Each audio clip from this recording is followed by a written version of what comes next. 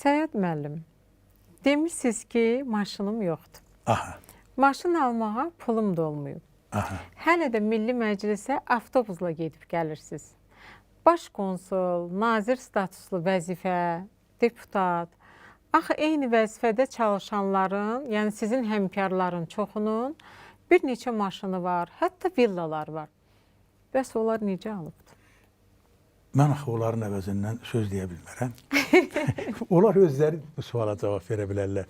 Bəli, bağım da yoxdur və dediyiniz o cəhətdə, amma maşın məsələsini həll elədim.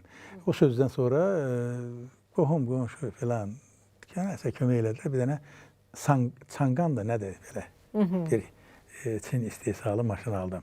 O zaman bu müsahibəni verəndə o yox idi. O sözü fırlatdılar və mənim qəlbimə dəydilər. 18 ilə gedirdim Axundov bağının yanına və çox rahat gedirdim. 3-cü dayanacaqda düşürəm, piyada zolağını keçirirəm, girirəm, necə deyirlər, parlamentə. Pulum da çıxmır eləmir, uzaq başı. Qaydanda da mütləq şəkildə piyada gəlirəm. Bunu fırladılar, çox belə namərtcəsinə mənə qarşı sözlər dedilər, elədilər. Ay Ruhiyyə xanım, mən günahkaram ki, kimsə 300, 400, 500 manat maaş alır. Mən tutaq ki, filan qədər.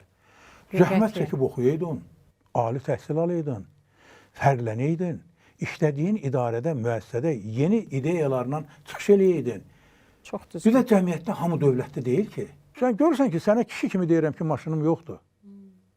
Sən bana müsbət yanaşmaqdansa, nə bilim, Türkiyədə belə deyən olsa, mütləq cəmiyyət yığışıb ona maşın alar. İndi deyəcəklər ki, istəyirsən sənə maşın alsınlar. Ehtiyacım yoxdur, maşınım var artıq. Cəmiyyət Amma sən dost tanışalar. biraz xoşgörü ol. Sən niyə içində ilan balaladırsan?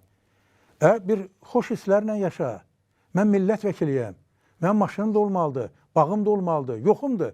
Kim rast gəlir deyir, bağım yoxdur, deyirəm, yoxdur. Gözüm bərəldir, baxır mənə. Olmayıb da, yoxdur.